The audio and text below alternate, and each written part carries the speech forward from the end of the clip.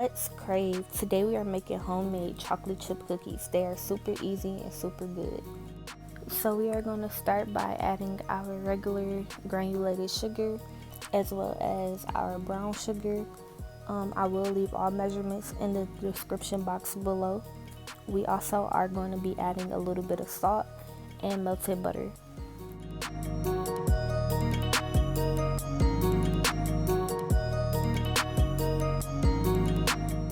Now that is nicely combined, I am going to go ahead and add my egg. I did leave my egg at room temperature, and I am also going to add some vanilla extract.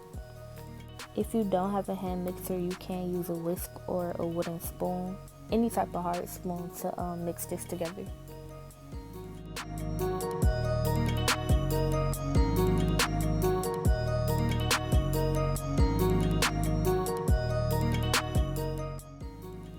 I am adding my flour and baking soda. I'm just going to keep mixing this until everything is combined all the way through. After this, I am going to go in and add my chocolate chips. You can use whatever brand chocolate chips you want. It doesn't matter, and you can use however many you want. You can also put sprinkles in this if you want to. After this is done being combined, I am going to throw it in the freezer for about 5 minutes so that everything could stiffen up. Now that my cookie dough is nice and firm, I am going to take this 1 tablespoon measure to form my cookies. I am using this because I want all of my cookies to be around the same size.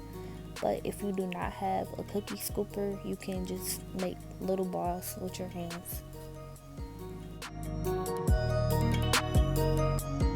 This recipe ended up making 18 cookies.